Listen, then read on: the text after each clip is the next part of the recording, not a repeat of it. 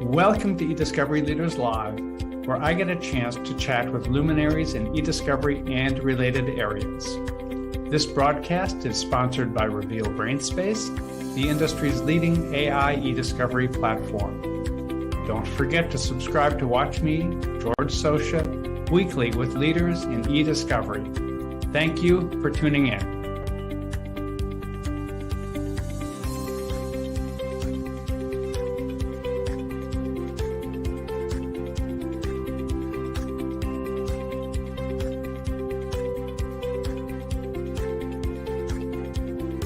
To eDiscovery Leaders Live, hosted by ACEDS and sponsored by Reveal. I am George Socha. I head up brand awareness at Reveal. This week, we are broadcasting live from Legalweek 2024 in New York City. On each episode of eDiscovery Leaders Live, I get the chance to chat with luminaries in eDiscovery and related areas. Past episodes are available on the Reveal website. Go to revealdata.com, select resources, then select eDiscovery Leaders Live. Our guest for this episode, the last of today, it's been 10 episodes today, are Elizabeth Koenig, who is Vice President of Consulting Services, and Doug Forrest, who is Senior Vice President eDiscovery Analytics at ILS. So Elizabeth, Doug, thanks for joining us. We're delighted to be here, George. Yeah, thank you, George. Elizabeth Koenig. Elizabeth Koenig. Koenig is an alternative pronunciation. You would be making my grandfather happy. Okay. His memory. It's just like I can't even pronounce Socha the proper way. Okay. I've heard it, but I cannot duplicate it. Okay, sorry about that. That's okay. Well, there's so much we could cover today. I'd like, before we dive into that, for you, whichever one of you makes sense, to give a quick explanation of what your organization is, what you do. Sure. Happy to do that, George. My mic's a little loud. No, you're okay. Okay, I'm okay. Well, you are fortunate to have two very old school ILSers here. Doug and I have been here for probably collectively about 20 years in total.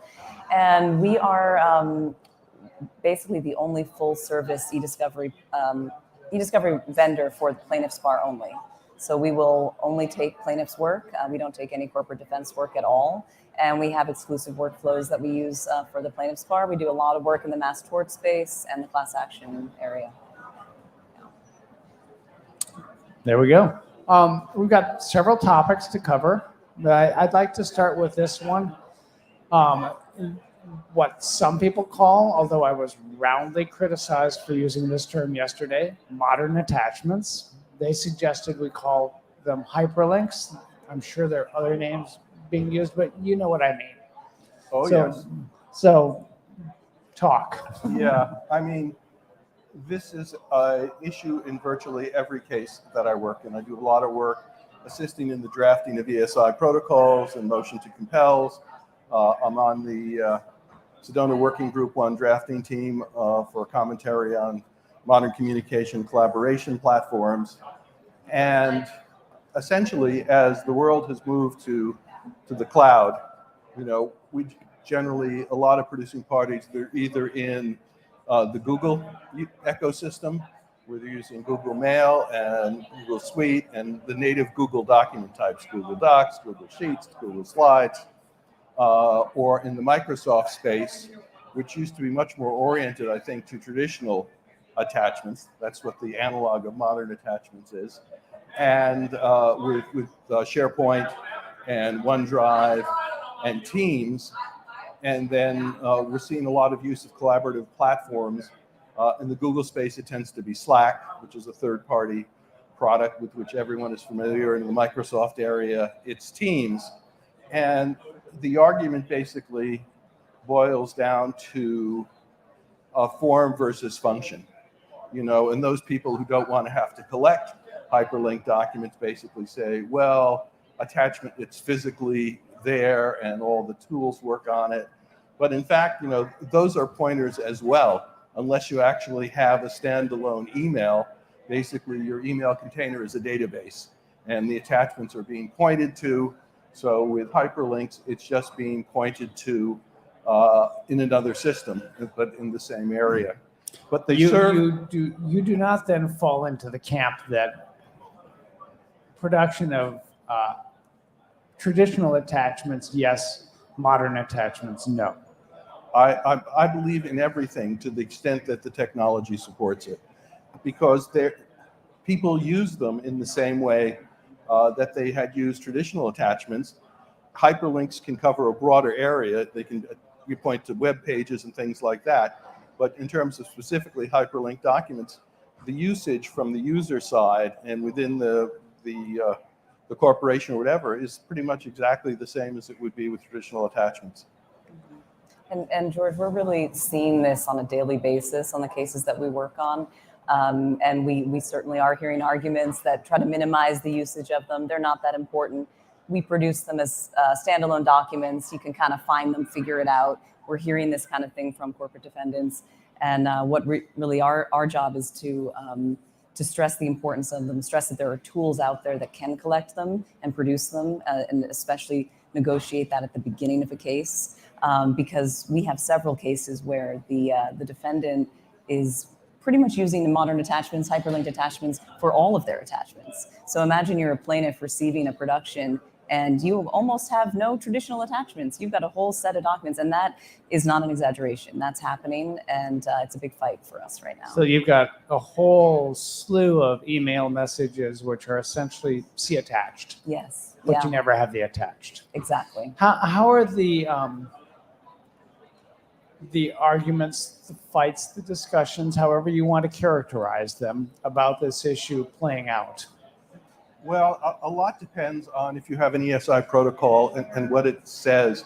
I mean, for my sins, I was the expert in Nichols v. Noom, the seminal case. I think wrongly decided. I was the expert in StubHub.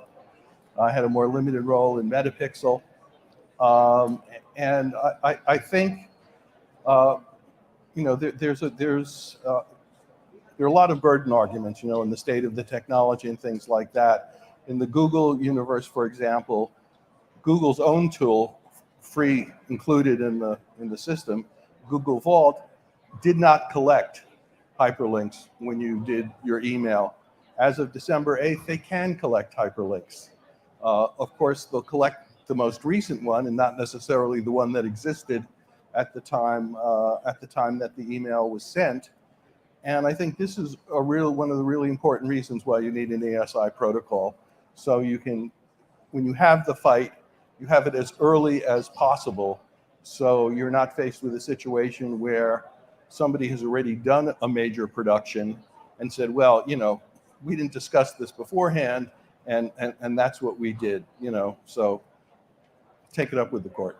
Well, let's switch to ESI protocols. How does one arrive at a mutually agreeable, effective, and practically enforceable ESI protocol? Well, there's a lot of negotiations. We work primarily advising plaintiff steering or plaintiffs' executive committees in multi-district litigation. And what the purpose is, or how it works generally, is parties start out with a lot of disagreements, and you try to whittle them down to as few as possible, and then you take it to the judge. But I think, and if you don't resolve that, then there could be major consequences downstream. And the sort of things where it really makes sense is how are they going to deal with hyperlinks? What is the form of production going to be? Is it going to be native documents? Is it going to be a subset of native documents, just Excels? Is it going to be so-called TIFF plus and so forth?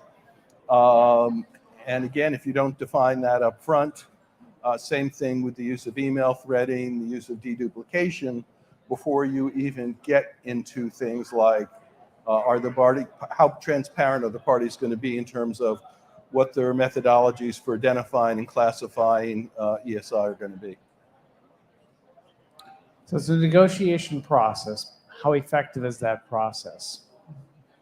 I would say that in most of the cases that I've been involved in, at the end of the day, you might start out with 20 or 30 disagreements, and generally you can whittle them down to 5 to 10. The courts have limited patience for addressing these e-discovery issues. And also, a lot depends on who your court is. and are they of an age that they really, understand what is going on? And I think there's something in the water here about kind of negatively speaking about ESI protocols, or maybe we don't need them anymore. That is absolutely not our experience, and what we see is that argument is usually a kind of very kind of pro corporate defense type of protocol that misses a lot of things that are important to us, like the native file issue. That is a huge issue that impacts our cases, where the benefit of receiving things like a native Word document that we often get a lot of pushback on can be just invaluable in terms of seeing track changes and that type of thing. So we're not in the camp that we don't need them anymore. But go ahead. Well, there's also the type of issue that has arisen. We've taken to pressing for getting emails in native, and emails in native, there's no comments, there's no revisions, there's no edit history. Why do you need emails in native?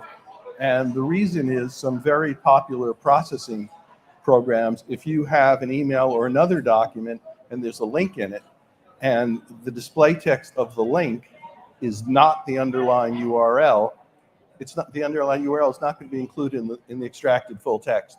So you can never know what it is, unless you go back and say, oh, you got to reproduce this and so forth.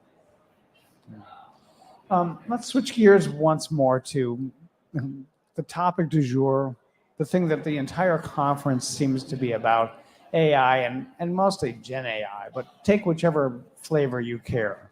Mm-hmm.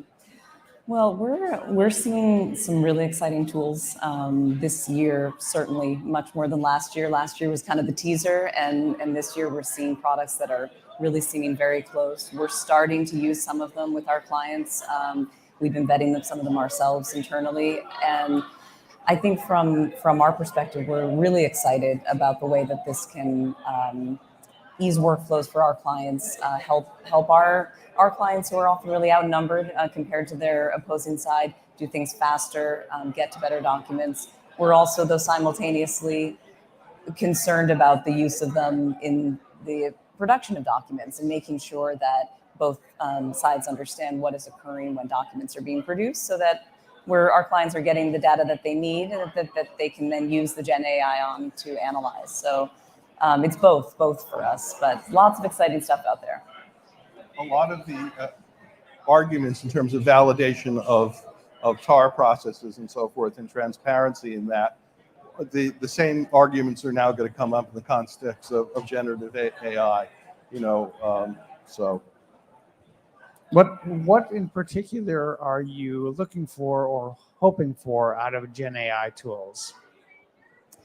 Hoping for in terms of using them, I think using them to quickly focus on the critical documents in a case, and also using some of the summarization to cut down on summarizing deposition transcripts, summarizing documents. Those are really exciting tools, and I've seen some very impressive ones today that surprised me, even though I've seen a lot of them already. So I think that for a lot of our cases, we have very small teams of lawyers that are working on them, sometimes with millions of documents. And to use these kind of tools is really going to be a game changer. I agree, and some of the people that I talk with who are work in the area a lot, think that the industry is going to be entirely transformed within 5 years. If the Rand Corporation does a rerun or an update of their famous, where the money goes study from 12 years ago, I think the allocation is going to be very different, and I think in many ways the costs are going to be lower. Are there any concerns you have?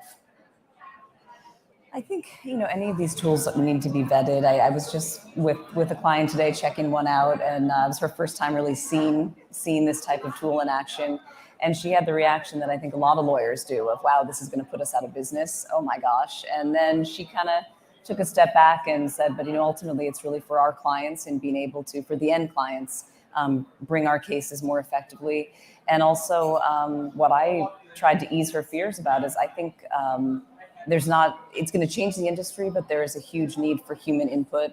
And so my concern is just about getting the tools right. But I think what we're seeing and what I'm seeing today is really great closed system tools that are working just in the closed system of documents and producing really, really great results that can then be vetted.